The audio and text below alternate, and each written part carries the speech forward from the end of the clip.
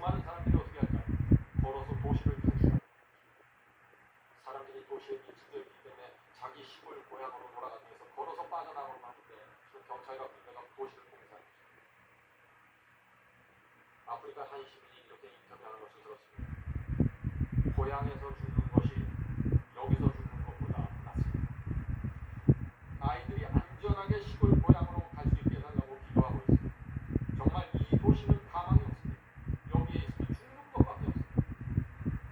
성도는 날씨에 부사가 없는 나라, 도무지 어떻게 할 수 없는, 정말 대책이 없는 곳에 수많은 사람들이 살고 있는 것입니다. 지금 지구에서 어떤 일이 벌어지고 있는지 보아야 합니다.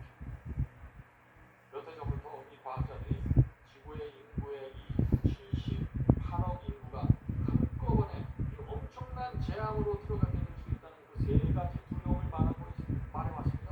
그 세 가지 두려움이 뭐예요? 이번 우리가 지난 1부와 2부에서 말하는 이 지구의 온난화가 첫 번째입니다. 그걸 두려워하는 것입니다. 두 번째는 전염병입니다. 엄청난 전염병 때문에 이 지구 전체가 위험에 빠질 것이라고 경고합니다.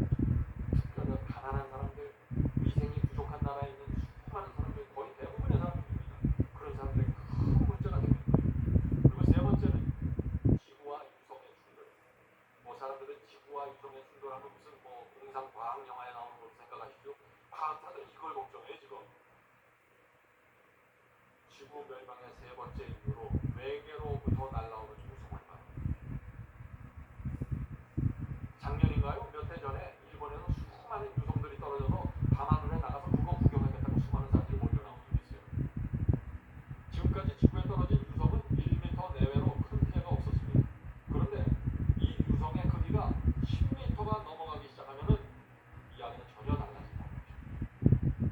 몇 년 전에 러시아에 그런 유성이 떨어졌어요. 러시아에 직경 17m의 유성이 떨어진 적이 있습니다. 직경 17m. 자, 어떤 일이 생겼을까요?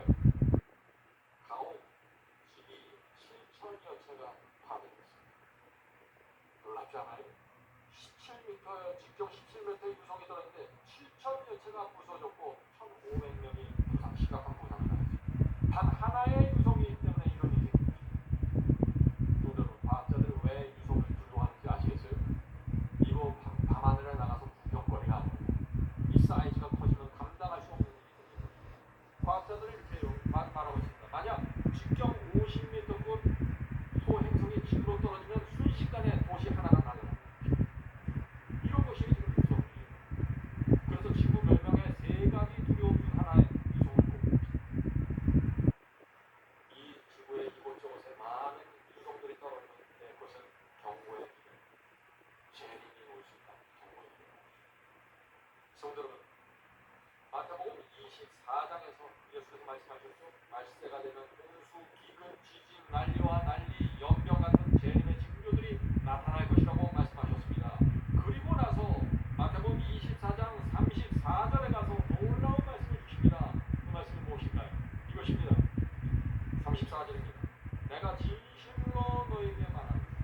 이 세대가 지나가기 전에 이 일이 다 이루리라. 이 말씀이 무슨 뜻인가요? 재림의 징조들이 한 세대 안에 이루어질 것을 말하고 있는 것입니다. 지구 역사의 끝에 가까이 가면은 마태복음 24장에 나오는 난리와 난리, 민족과 민족을 대적하고 저처의 기근과 홍수와 지진들, 재난들이 일어나고 전염병들이 퍼지는 이런 모든 징조들이 한 세대 안에 일어나면서 지구가 큰 위기와 혼돈 가운데 들어가면서 그때 예수께서 재림하실 수 있다고 말씀하신 것이에요. 많은 사람들은 금년에 한 번 징조가 나타났으면 앞으로 10년에 또 하나 나타나겠다.